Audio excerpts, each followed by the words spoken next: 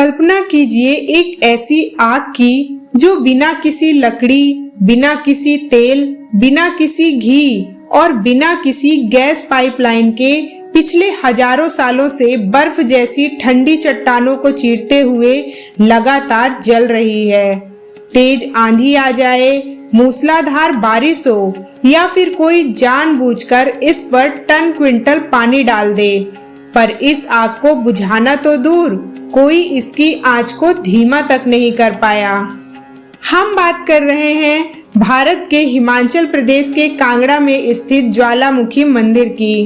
यह कोई आम मंदिर नहीं है, बल्कि आधुनिक विज्ञान के सीने पर खड़ा वो सबसे बड़ा सवालिया निशान है जिसका जवाब आज के सुपर कंप्यूटर्स और टॉप साइंटिस्ट के पास भी नहीं है।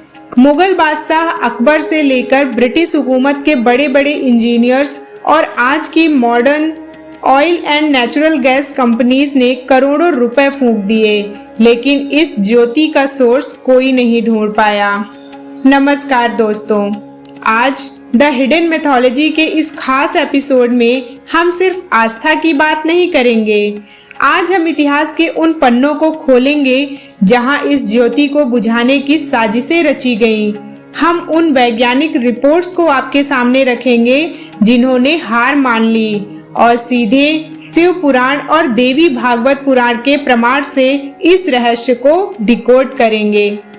वीडियो को अंत तक देखिएगा क्योंकि आज आपके होश उड़ने वाले हैं। इस रहस्य की गहराई को समझने के लिए हमें समय के चक्र में पीछे जाना होगा, उस कालखंड में जब यह ब्रह्मांड आकार ले रहा था।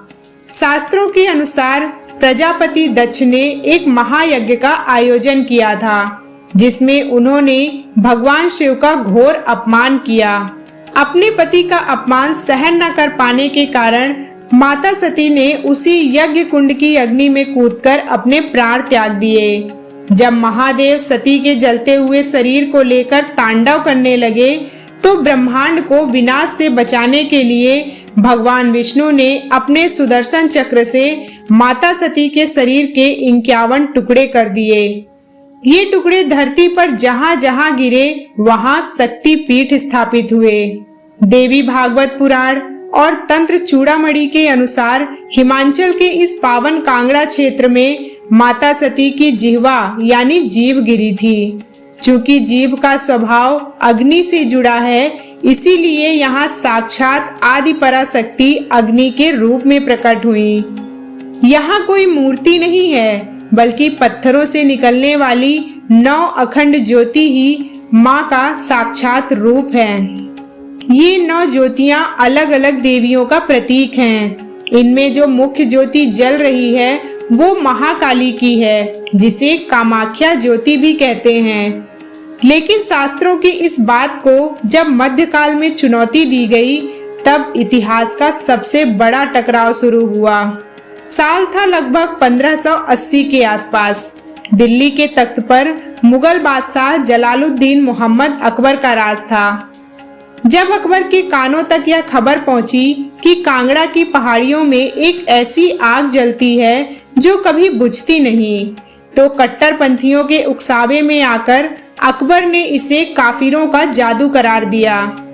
अकबर ने कहा, ऐसी कोई आग नहीं है जो शहंशाहे हिंदुस्तान के हुक्म से बुझ ना सके। अकबर ने अपनी एक बड़ी सेना कांगड़ा भेजी। सैनिकों ने मंदिर के गर्भगृह में जल रही ज्योतियों पर सैकड़ों घड़े पानी डाले, पर चमत्कार देखिए, पानी डालने पर आग बुझने के बजाय और तेजी से धधक उठी। ऐसा लगा मानो पानी उस आग के लिए घी का काम कर रहा हो। जब पानी के घड़ों से बात नहीं बनी तो अकबर का गुस्सा 7वें आसमान पर पहुंच गया। उसने एक क्रूर और बेहद खर्चीली योजना बनाई। उसने पूरी पहाड़ी को कटवाकर पास की नदी से सीधे मंदिर के गर्भगृह तक पानी की एक गहरी नहर खुदवा दी। लाखों गैलन पानी सीधे उन 9 ज्योतियों के ऊपर छोड़ दिया गया ताकि वे हमेशा के लिए पानी में डूब जाएं। लेकिन इतिहास गवाह है और मुगल दस्तावेज आईने अकबरी और उस दौर के इतिहासकारों के लेखों में इस बात का अप्रत्यक्ष जिक्र मिलता है कि वह नहर भी माता की ज्योति को शांत नहीं कर पाई। पानी के उस महासागर को चीरकर वो 9 ज्योतियां वैसी की वैसी ही जलती रहीं। अकबर समझ गया कि यह कोई इंसानी तरकीब नहीं बल्कि ब्रह्मांड की कोई सर्वोच्च शक्ति है। अपनी गलती का पश्चाताप करने के लिए अकबर नंगे पैर मंदिर पहुंचा और माता को 1.25 मन यानी लगभग 50 किलो के सोने का छत्र चढ़ाया। लेकिन माता ने उसका घमंड तोड़ने के लिए उस सोने के छत्र को स्वीकार ही नहीं किया। जैसे ही अकबर ने छत्र जमीन पर रखा, वह सोना तुरंत एक अज्ञात मटमैली धातु में बदल गया। आज के वैज्ञानिक भी जब उस छत्र की जांच करते हैं तो वे हैरान रह जाते हैं कि यह कौन सी धातु है। मुगलों के बाद भारत में आई ब्रिटिश हुकूमत। अंग्रेज हर चीज को विज्ञान और लॉजिक की कसौटी पर कसते थे। उन्हें लगा कि इस पहाड़ी के नीचे निश्चित रूप से कोई बहुत बड़ा नेचुरल गैस या मीथेन का रिजर्व है जो किसी दरार से बाहर आ रहा है और किसी ने उसमें आग लगा दी है। ब्रिटिश इंजीनियर्स ने पूरी पहाड़ी की भौगोलिक जांच की। उन्होंने मंदिर के आसपास कई जगहों पर गहरी खुदाई करवाई ताकि उस गैस की पाइपलाइन या सोर्स को ढूंढकर उसे डाइवर्ट किया जा सके या बंद किया जा सके। लेकिन हफ्तों की खुदाई और लाखों पाउंड खर्च करने के बाद भी उन्हें पूरी पहाड़ी में कहीं भी नेचुरल गैस का कोई बड़ा पॉकेट या रिजर्व मिला ही नहीं।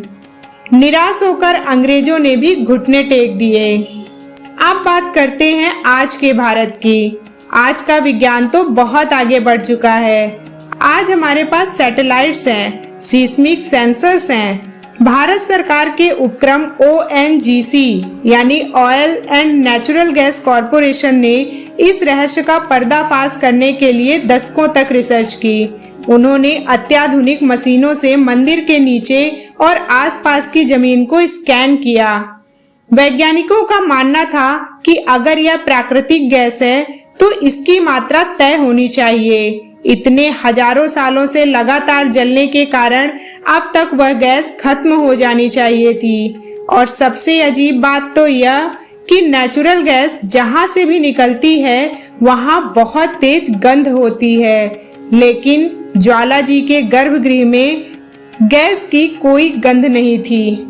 सालों की रिसर्च के बाद ONGC के वैज्ञानिकों ने भी अपनी फाइनल रिपोर्ट में हाथ खड़े कर दिए और कहा कि यहाँ गैस का कोई ऐसा व्यावसायिक या प्राकृतिक भंडार नहीं है जो इस तरह की अखंड ज्योति को हजारों सालों तक फीड कर सके। विज्ञान के पास आज भी इसका कोई जवाब नहीं है कि पत्थरों से बिना किसी ईंधन के यह आग निकल कैसे रही है। दोस्तों, आज का विज्ञान भले ही मंगल और चांद पर पहुंच गया हो, लेकिन भारत की इस पावन भूमि पर ऐसे सैकड़ों रहस्य हैं जो यह साबित करते हैं कि जहां इंसानी बुद्धि और विज्ञान की सीमा समाप्त होती है, वहीं से आध्यात्म और सनातन की दिव्य यात्रा शुरू होती है। ज्वाला देवी की ये 9 ज्योतियां इस बात का प्रतीक हैं कि ब्रह्मांड को चलाने वाली वो परम चेतना आज भी जागृत है। उसे किसी इंसान के सर्टिफिकेट की जरूरत नहीं है। वो कल भी सत्य थी और आज भी सत्य है। क्या आप कभी ज्वाला जी मंदिर गए हैं या आपके पास इस रहस्य की कोई और वैज्ञानिक व्याख्या है? तो हमें कमेंट बॉक्स में जरूर बताएं।